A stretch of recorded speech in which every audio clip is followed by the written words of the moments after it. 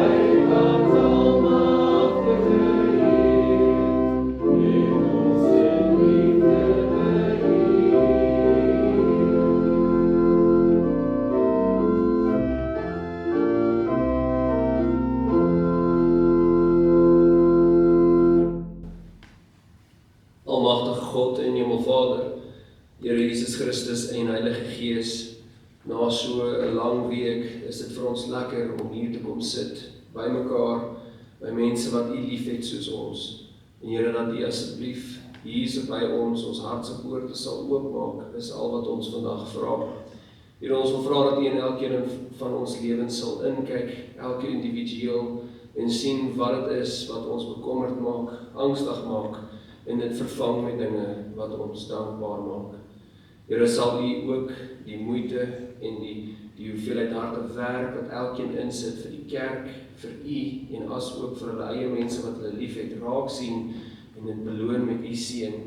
Maar die belangrikste, Here, is dat ons hierdie oomblik op hierdie donderdag aand, dat ons ore sal gespits word, ons gedagtes sal rustig word, dat ons kan hoor wat U wil hê ons moet hoor en ons dit gaan uitleef in die wêreld.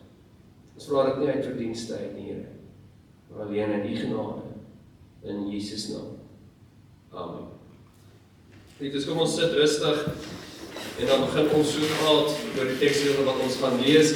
As dit nou al nog vir 4 keer gesê kan word, vandag is Hemelvaart. Ons is uiteindelik by daai punt waar Jesus Christus voor sy apostels, sy disippels nog daai tyd staan en nou opgevat word na die hemel toe. Wat ons mekaar kan sê oor hierdie is dat hy was regtig 'n mens gewees, die liggaam het honger geraak, het dors geraak en jy kon aan sy liggaam geraak het en dat daai selfde liggaam is vandag met wolke opgevat na die hemel. Soos ons die verhaal verder ken ook, weet ons dat die disciples staan daar, en nou weet hulle nie wat te doen nie, en het vat 'n engel om vir hulle te sê, julle gaan hom so weer sien afkom, en dan gaan julle die Heilige Gees ook later van tyd ontvang, en wanneer hy afkom, gaan hy sy kinders kom haal. Hierdie is die verhaal van die hemelvaart, maar ons kyk nie vandag na Handelinge 1 nie, ons kyk vandag na Johannes 14. En wat in Johannes 14 gebeur is, Jesus Christus is besig om hierdie gebeurtenis te voorspel. Met ander woorde, hy is besig om sy disippels om hom te laat sit,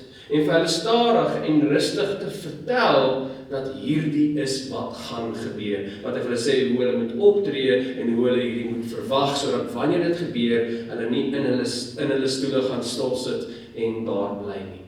Geliefdes, ons weet dat Johannes is die skrywer, so ons het 'n ooggetuie waarde hierso. Hierdie is ietsie wat hy met sy eie oë beleef het en met sy eie ore gehoor het, so daarom kan ons dit vertrou as waarhede. Ons sien ook dat Thomas en Filippus vra, so ons weet dat dit was 'n oop gesprek tussen Christus en sy disippels gewees. Dit was nie dat hy op 'n berg gestaan het en dit vir hulle gepreek het nie, hy was besig om met hulle te praat en vir hulle ruimte te skep, dat hulle kan leer en kan vra. Geliefdes, dit is wat ons nodig het om te weet, voordat ons die teksgedeelte lees. Kom ons lees saam Johannes 14, vanaf vers 1 tot en met vers 20.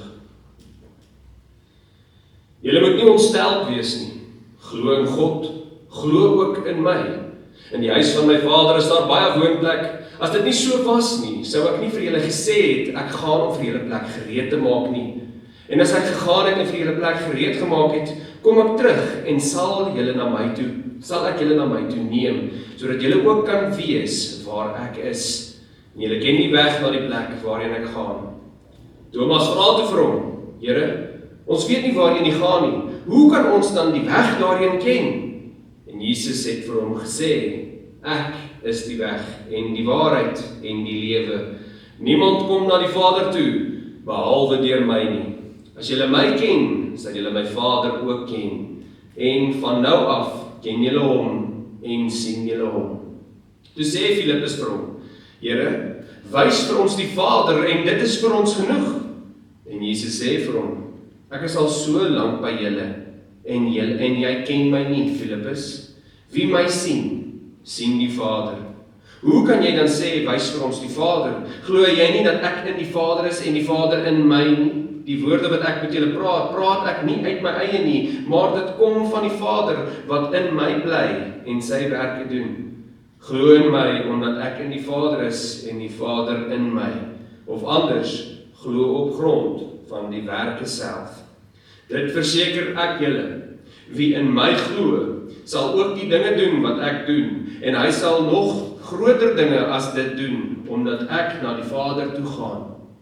Wat julle ook al in my naam vra, sal ek doen, sodat die Vader deur die Seun verheerlik kan word.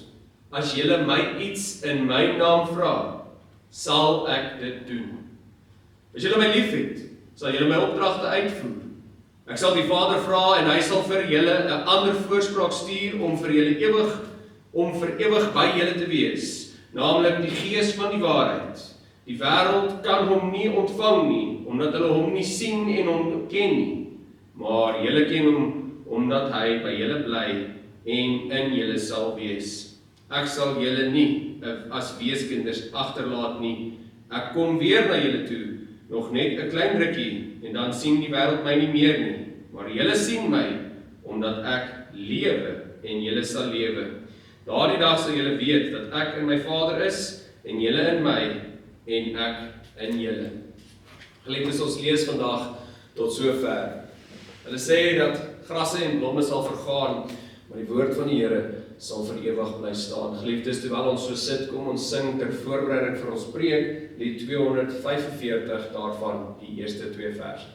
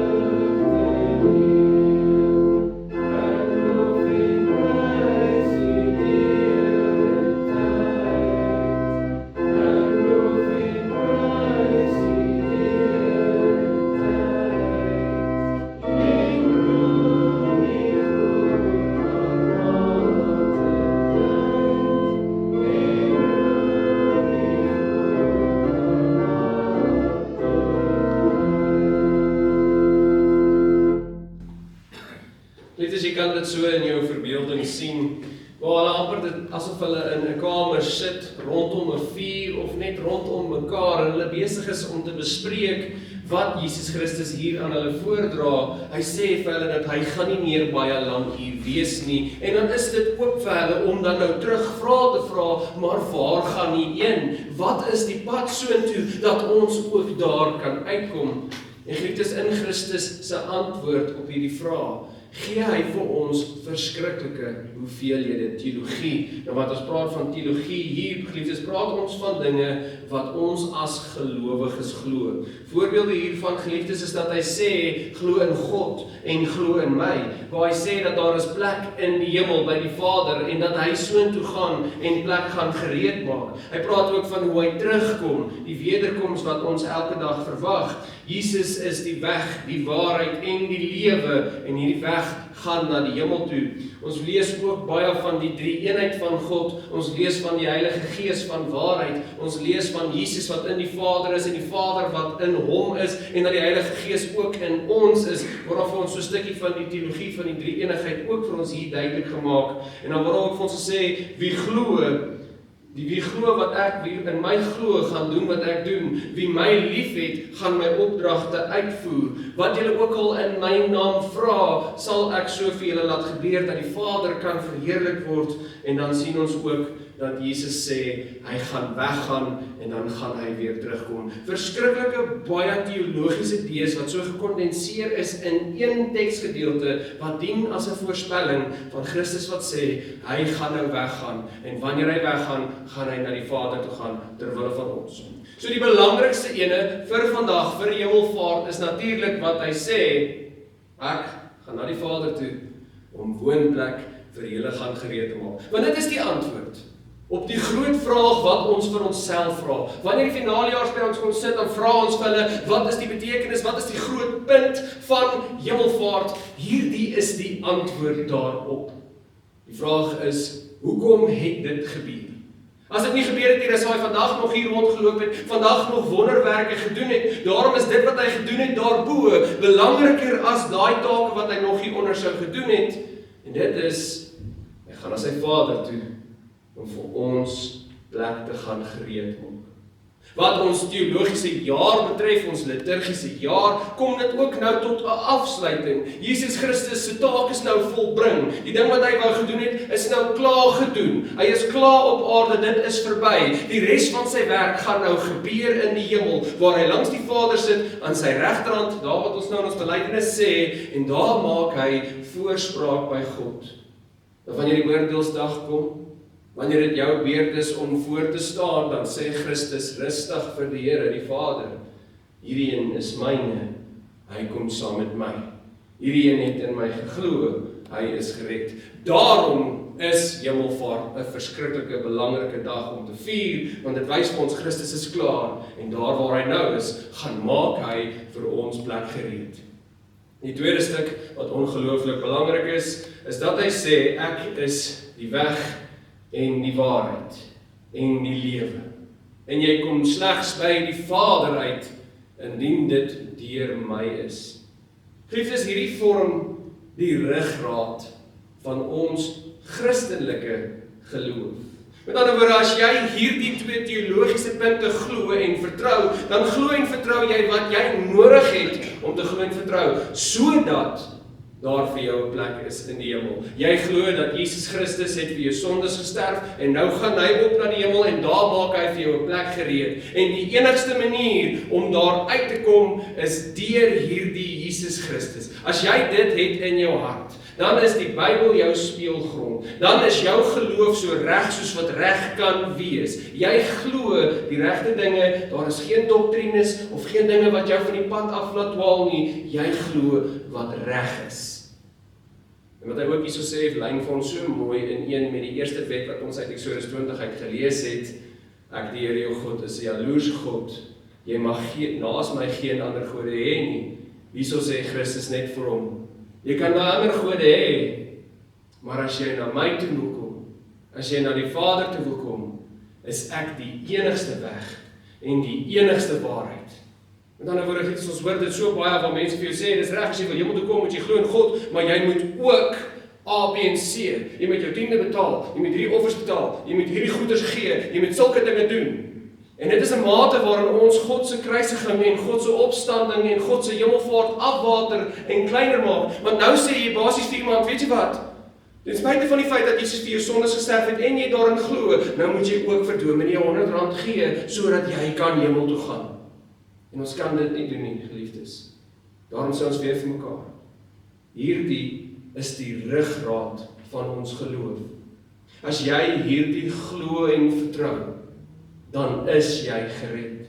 Dan het jy die minste moontlike moeite gedoen wat jy as gelowige kan doen, sodat daar vir jou plek is waar Jesus nou is, waarheen hy gegaan het op hierdie dag, al daai jare terug. Maar nou kan jy natuurlik vir jouself vra, goed, dominee, ek het dit geweet. Hierdie is nie nuwe nuus vir my nie. Wat se nuwe nuus kan die hemelvaart vir my bring? Wat se nuwe boodskap kan ek uit hierdie gebeurtenis ontvang? En daar skuif ons 'n bietjie weg van vandag se teksgedeelte. En ons dink aan die groter prentjie, ons dink aan daai disippels wat daar gestaan het by Jesus se voete toe hy besig was om op te vaar. In daai oomblik verander hulle van disippels na apostels. Hulle leermeester is nie meer daar nie en dit wat vir hulle geleer is, dit moet hulle nou voortgaan doen in hulle wêreld. Dis ons dan trek bietjie meer na ons toe, ons konkretiseer dit. Ons sê dit vir mekaar hard en duidelik.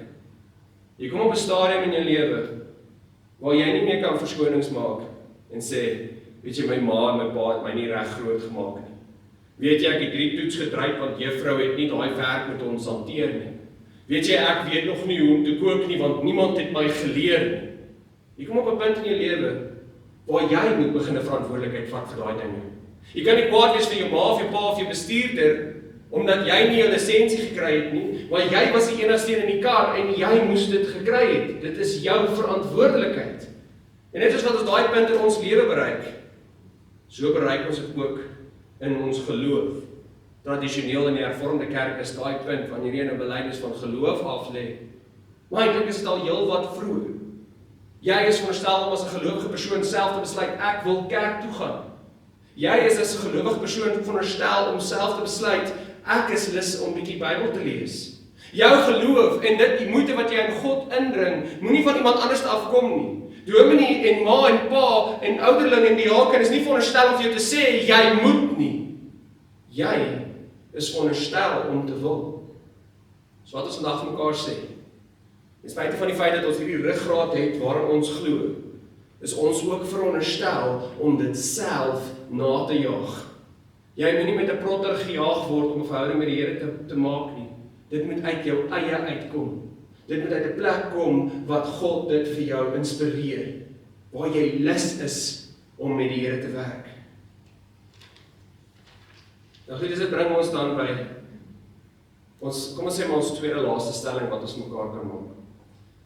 Christus sê hier, wie in my glo, sal doen wat ek doen. En hy verwys natuurlik na arme mense help, mense gesond maak, die woord van die Here verkondig om elke hoek en draai. Hy het homself as 'n hogere verneder na 'n lagere en selfs ook van daar af het hy homself tot die dood toe verneder. Dit is die dinge wat hy graag wil hê ons moet doen. En as jy dan vandag hier sit en ons sê vir mekaar, goed, as jy in God glo, dan sal jy doen wat hy doen en jy weet nie wat hy doen nie, dan het jy ten minste 'n beginpunt. Nou kan jy ten minste die evangelies vat en vir jouself gaan vra, goed, kom ek gaan kyk, wat het God gedoen, dan het jy ten minste 'n rede om Bybel te lees. Dan gaan hy stap verder en hy sê, die wat my lief het, gaan my opdragte uitvoer, en ons maak weer eens dieselfde opmerking. As jy nie weet wat God se opdragte is nie, dan het jy 'n beginpunt. Gelukkige jy kan nou gaan in die evangelies lees en gaan soek, wat is sy opdragte? En vir die van ons wat nou nie daai moeite wil gaan doen nie, jy moet die Here jou God lief hê met jou hele hart, jou hele siel, jou hele verstand, en jy moet jou naaste lief hê soos jouself. En God, Jesus Christus, is die enigste weg en die waarheid en die lewe. Jy kom slegs na hom toe deur Jesus Christus. Kom ons maak dit net met 'n harde, lelike voorbeeld duidelik. As 'n man vir sy vrou sê, ek is lief vir jou. Maar hy verneek op haar, hy slaan haar elke aand, hy drink al die geld weg, en hy spandeer nie 'n enkele oomblik van die dag langs haar aan haar sy nie. Is hy lief vir haar? Nee, nie een van ons sal vandag hier sit en sê, hy is lief vir haar. Maar as hy werklik lief is vir haar, en hy sê vir haar, ek is lief vir jou, dan spandeer hy tyd met haar, hy koop vir haar blomme, hy wil by haar wees, hy doen moeite vir haar en om in haar teenwoordigheid te wees, ware liefde. So wat ons vandag van mekaar sê, is baie eenvoudig om te sê, God, ek is lief vir jou, ek glo in Jesus Christus. Maar daai twee woorde, werkwoorde, moet omdraai in dade. As jy vir iemand sê, jy glo in God, dan moet jou liggaam en jou lewe ook lyk soos iemand wat in God glo. As jy sê, jy is regtig lief vir God, dan doen jy moeite om hom in jou lewe te hê, om deel te wees van sy lewe. Sy belangrikste opdrag, die een wat hy nou met hierdie hemelvaart vir die mense gee is, gaan verkondig my woord. Nou nie almal van ons kan nie bo staan en verskriklike mooi woorde praat nie. Maar wat ons almal kan doen, is werkwoorde. Ons kan glo vir God. Jy is dalk goed met jou hande, jy kan dit doen vir God. Jy is dalk goed met mense, jy kan dit doen vir God. Wanneer mense na jou kyk, kan hulle sien, dit is hoe 'n gelowige lyk. Dit is hoe iemand lyk wat lief is vir God. Ek wil ook so wees. En so geliefdes, voer ons dan daai twee opdragte uit. Geliefdes, kom ons sluit af met die volgende paar opmerkings. Daar is nog baie teologiese punte wat ons kan maak, maar kom ons sluit af met hierdie punt. Die volgende groot liturgiese gedeelte wat ons gaan vier as 'n kerk, is Pinkster, die uitstorting van die Heilige Gees. Maar ons kan met rus en vrede in ons harte weet, dat dit het al klaar vir ons gebeur. Die Heilige Gees is reeds met jou. En dat jy nie vandag moet sien as 'n geleentheid waar God nou van ons af weggaan nie, maar jy moet gaan sien, dat dit is nou pa of broer, wat vir ons opgaan en gaan plek maak, maar moenie worry nie, hy los ons nie hier agter nie, ons is nie alleen nie. Die Heilige Gees, die Gees van die waarheid, is binne in jou. En is hy wat op jou einde die motivering gaan gee om die woord te gebruik, om die opdragte uit te voer, om te doen wat Jesus gedoen het. Wat jy van jou kant af moet doen, is jy moet jou ore spits, en jy moet tyd en moeite maak vir God, en dit sal vir jou so natuurlik wees as moontlik. En dit, geliefdes, bring ons vanaand by ons Sawat. Ons Sawat kan ons opsom op 3 punte. Die eerste een, Jesus Christus, die een wat opgevaar het, is die middelpunt, die kern, die ruggraat van ons geloof. As jy nie verstaan hoe belangrik hy is nie, as hy nie die middelpunt van jou lewe is nie, dan is daar werk vir jou wat jy kan gaan doen. Gaan sorg dat jy jou lewe so rig dat dit gebeur. Die volgende een, verstaan dat geloof en liefde hoort nie net woorde te wees nie, maar moet uitdraai in dade. Jy kan nie net dit sê nie, want almal gaan jou glo, totdat hulle begin oplet wat jy doen. Wat jy doen, moet sê jy is lief en jy glo. En die laaste boodskap. Vat jou geloof in jou eie hande. Wees jy die een wat besluit, vandag gaan ek kerk toe, vandag gaan ek Bybel lees, vandag gaan ek bid tot die Here. Dit moenie van ander mense afhang nie. Dit moet van jou en jou alleen afhang. Dit is hoe ons vandag Hemelvaart gaan feesvier. Tot sover, geliefdes. Amen. Kom ons staan en sluit die oë.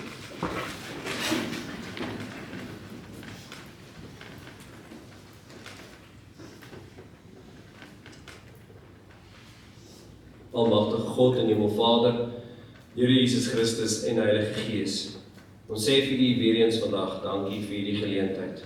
Dankie vir elkeen wat mooi aangetrek het en besluit het om hier te wees, om U woord te hoor. Laat dit wat nou op die grond geval het, op vrugbare grond val, sal ontkiem en sal groei tot vereerliking van U naam. Dankie dat ons nou weet dat U is met ons en dat ons U raak saam met ons ronddra waar ook in ons gaan.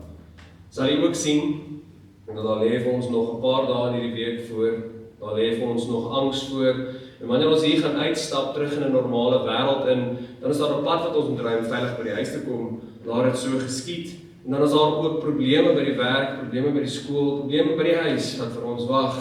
Gee vir ons ook krag en verstand om dit deur te bring op 'n manier wat U tevrede maak. En sien ook dat ons almal beplan, nie noodwendig beplan nie, maar gaan weer foute maak. Sal U ons sterker maak as hierdie foute, ons nie net vergewe nie, maar vir ons 'n pad wys wat U sal tevrede maak, dat ons daai foute vermy. Sien ook, Here, dat ons het verlies gelei, ons het mense met aan die dood afgestaan het, sal U ook asseblief elke hart wat vandag gebroken is, genees, dat U met U Gees daai gate sal vul met liefde.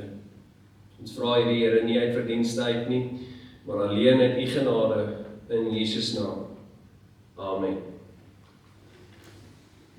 Geliefdes, ons slotsang vanaand is die oorwinningslied.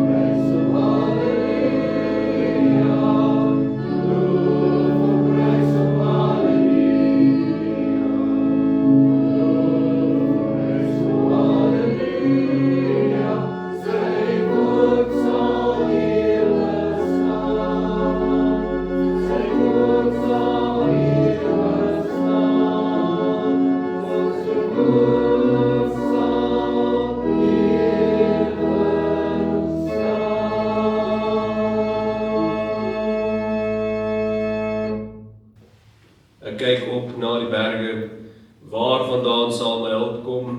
My hulp kom in die naam van die Here wat hemel en aarde gemaak het. Hy sal nie toelaat dat jy struikel nie. Hy wat jou beskerm, slaap nooit nie. Geliefdes in ons Here Jesus Christus, die Here sal julle seën en julle beskerm.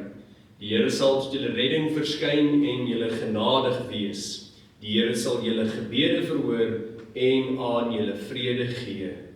Amen. Amen.